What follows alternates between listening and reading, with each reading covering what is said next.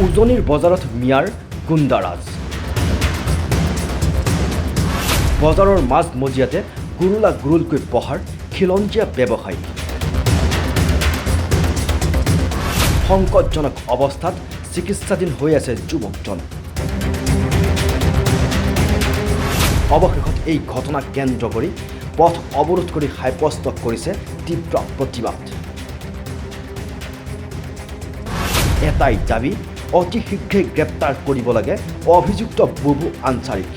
আমাৰ প্ৰথম আৰু শেষ কথা, অসমত অনা অসমীয়া বহিৰাগতৰ ধপধপনি নচলিব। এগৰাকী সন্দেহযুক্ত বহিৰাগত বনিয়াই আমাৰ অসমৰ ভূমিপুত্ৰ খিলঞ্জীয়া মিচিং ভাই এজনক যিধৰণে বৰ্বৰতাৰে আক্ৰমণ কৰিলে, সেই কাৰ্য আমি তীব্ৰভাৱে গৰিহণা দিছোঁ। যোৰহাটৰ প্ৰশাসনক আকৰভাৱে অনুৰোধ জনাইছোঁ, বুবু আনচাৰী নামৰ এই কালপ্ৰিটজনক অতি সোনকালে কঠোৰতম শাস্তি প্ৰদান কৰিব লাগে। যি সময়ত কৃষি বিপ্লৱেৰে ৰাজ্যৰ খিলঞ্জীয়া অসমীয়াই পথাৰ আমাৰ, খেতি আমাৰ, বজাৰ আমাৰ উদ্দেশ্যেৰে হাতে কামে লাগি পৰিছে, ঠিক তেনে সময়তে যোৰহাটৰ জে.বি. ৰোডৰ দেওবৰীয়া বজাৰত হেঙাৰ হৈ থিয় দিছে এজন মুছলমান যুৱকে। মানৱ পেগু নামৰ যুৱকজনে বজাৰত নাৰিকল বিক্ৰী কৰি থকাৰ সময়তে জাতিদ্ৰোহী মন্তব্য আগবঢ়াই অতি নিৰ্মমভাৱে প্ৰহাৰ কৰে যুৱকজনক, যাৰ পৰিপ্ৰেক্ষিতত খিলঞ্জীয়া ব্যৱসায়ীসকল শংকিত হৈ নিজৰ ঠাইতে এনে বৰ্বৰতা কাণ্ডৰ সংঘটিত হোৱাত তীব্ৰ ভাষাৰে অভিযুক্ত বুবু আনচাৰীৰ বিৰুদ্ধে সাব্যস্ত কৰে তীব্ৰ প্ৰতিবাদ। বুবু আনচাৰীৰ বিৰুদ্ধে অতি শীঘ্ৰে উপযুক্ত ব্যৱস্থা গ্ৰহণ নকৰাৰ পৰ্যন্ত পথ অৱৰোধ কৰি প্ৰতিবাদ সাব্যস্ত কৰাৰ হুংকাৰ এইসকল খিলঞ্জীয়া ব্যৱসায়ী। আহি মেলি মাল নমাই মোৰ লগৰে হয়, নাৰিকল আনিলে।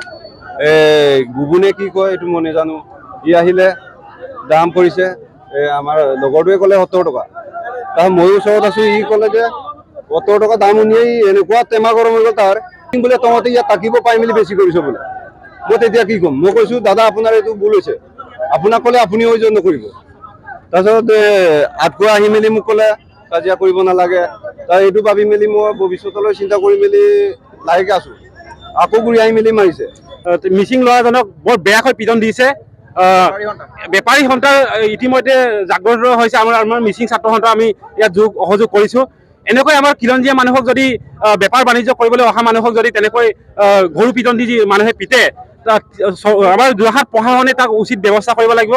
তাক উচিত ব্যৱস্থা নকৰালৈকে আমি ইয়াতে ৰাস্তাত আমি ধৰ্ণা কাৰ্যসূচী আমি গ্ৰহণ কৰিব বাধ্য হ'ম। সকলোৰে এটাই দাবী, খিলঞ্জীয়া ব্যৱসায়ী মানৱ পেগুক প্ৰহাৰ কৰা বুবু আনচাৰীক অতি শীঘ্ৰে গ্ৰেপ্তাৰ কৰি উপযুক্ত শাস্তি বিহিব লাগে।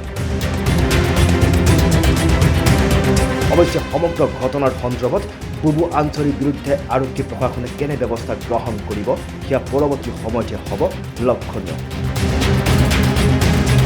যোৰহাটৰ পৰা আনন্দ বৰাৰ ৰিপৰ্ট, নেশ্যন এনি।